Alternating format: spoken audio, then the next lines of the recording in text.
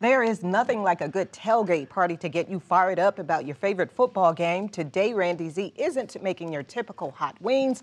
He's preparing a dish he calls My Lady's Wings. Either way, I'm excited because I get to eat. Welcome back to the Harvest Show, Randy. Thank you very much. Let's start by answering this question for me. Why are they called My Lady's Wings? Because I'm making them for you, my lady. Okay, yes, Not yes, for damn, Dean. your stock has just Not increased. for all these guys not that for want Stephen and hot Chuck. wings. That's right. You know I can't take it a little. I like a little kick, but not much. So what do we have going on? No macho hot wings. This is more of an elegant style wing that you can do tailgate also. I'm doing stovetop, but if you did tailgate, you can do it in a foil pan or a roasting pan on the grill and accomplish the same thing. So what we have is just our wings and some salt and pepper on there now. We have 3 tablespoons of butter in here. That's what you were smelling earlier. We're going to brown these up a little bit. And then what they do is they end up going back in the oven. So in your grill, you would just close the lid and you go ahead and do it in your roasting pan. So wings are in there, and our components today are sun-dried tomatoes. Oh, love and that. some basil, some Parmesan. And then we've got the aroma coming from this table, I'm telling you, smells so good and so fresh. And you love to use fresh vegetables and products. Everything I can. I love the smell of the garlic. I'm sure you're not going to like it later, but I can't help it. I love it so much.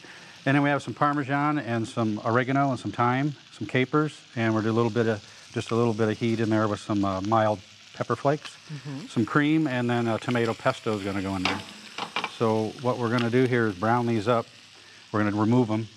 We're going to get our sauce going and boiling, bring to a boil. We're going to put the wings back in, then we're going to put them in the oven at 375 for 20 minutes, and they'll be done. You want to make sure the internal temperature on the fattest piece of chicken you can find without touching the bone reaches at least 165 degrees. No, I know you're very careful to prepare the chicken properly so there will be no, cross-contamination. Yes. So what do we need to prepare for this dish?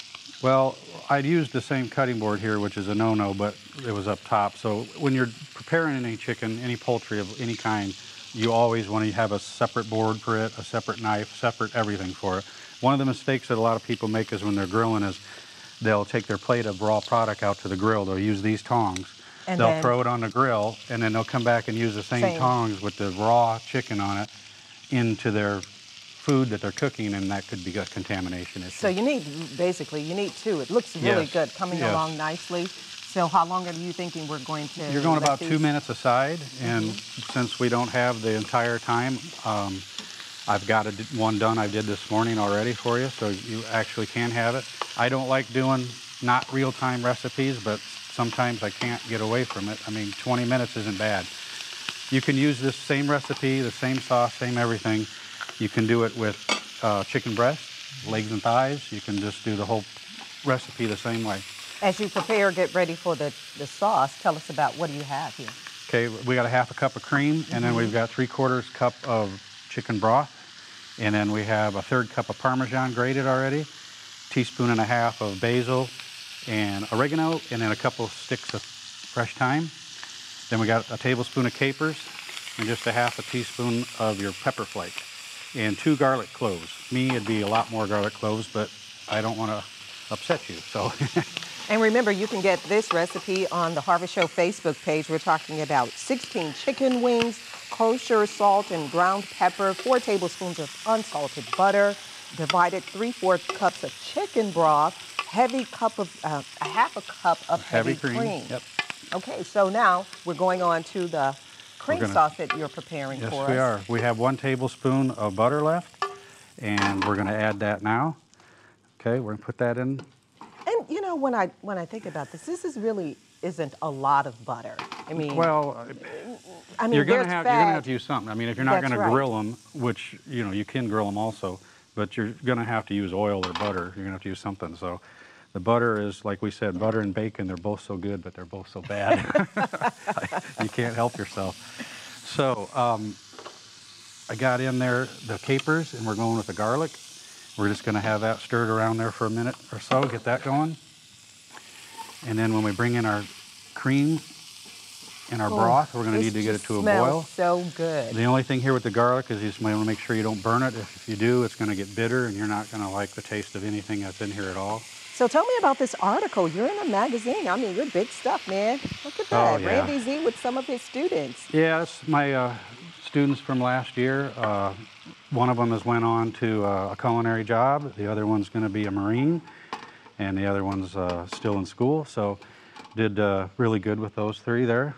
Take kids that need guidance and need life skills. We start with a life skill class first, and then we go to an intermediate, and then if they're really serious, we go into job placement for them. I mean, Randy, you had a restaurant. You could have stayed with the restaurant business instead. You gave up the restaurant business to work with kids. Wow. Yeah, I just felt, I mean, it might sound harsh, but I felt unappreciated in the restaurant business, and I was working way too hard, and I didn't feel like I was accomplishing anything.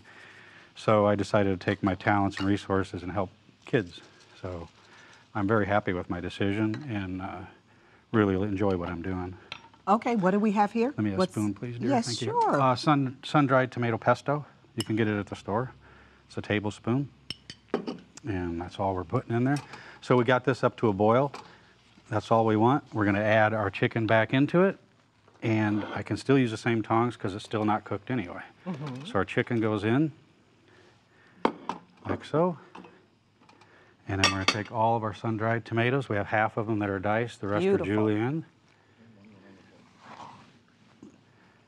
Add that in there. And then let it simmer for how many minutes? We're just going to get that in there for a minute or so, and then we're going in the oven for 375 for 20 minutes. Now translate this for me for tailgaters who are doing this at the upcoming game this Saturday. Well, if they're going to do it at the game, then they'd want a foil pan or a big roasting pan like you would have a rack in and do your turkeys or your hams. And you do exactly the same as I'm doing it in your roasting pan, and then just for the oven, you would just close the lid, and you could prepare it, just take the rubber grip off when you go in there. Voila, the magic of television. Yes. This is Ta-da. completely ready. Okay, where's my plate? Right here. I have to tell you, oh, there's another ingredient. Yes, I'm going to plate it down. Okay, so there you have the sun-dried tomatoes have hydrated a little bit, and you've got your cream sauce all reduced down to richness. And then here, I'd like to present it like this with just a little bit more. Little microplaned Parmesan on there. Now this is, like I named it, I said, my ladies, this is a ladies' dish. Excuse me? So you get it just back off until Val has a bite, or she's going to take your finger off. Wait a minute now. Carry on, guys. I have this plate over here. It looks good. It smells wonderful. I have to tell you, it's not ladylike for me to eat You have to wings pick them with your with hands. my hands. You gotta get up there with No, your I have to hands. give a I'll put fork. a bib up there, and you just pick them up like you eat pizza with a fork. When I mean, it's are you really one of those hot. Here we people go. that eat pizza I'm going with a in, fork? Chuck. I'm sure it's delicious. Perfect. I can taste everything. The basil, sun-dried tomatoes, the Parmesan cheese. Okay, guys, come on garlic. in. The garlic. Okay. Wow. Now I know you're just going to grab it with your hand. I aren't you? would, There you go. yeah. Here, here's a knife. And I Use know your one, pocket knife. I You got my probably own were skinning knife a here. squirrel with that. I know one thing you mentioned in cooking the garlic in here, you wanted to make sure it doesn't get burned. So how long is the typical time? Not even a minute usually. Not even a minute. Yeah, and then once you get that liquid on there, that's going to protect it from not getting Okay. scorched with the butter right away. You can cook it for Wow, look at hours that. then. So it's all good. Okay, I'm going in again. So again, you know, just something a little, I'm not saying it's really elegant or anything, but it's something nicer for, you can tailgate with. For and- tailgating, this is like top shelf. Well, This It amazing. is. I don't, mean, that's kind of how I roll.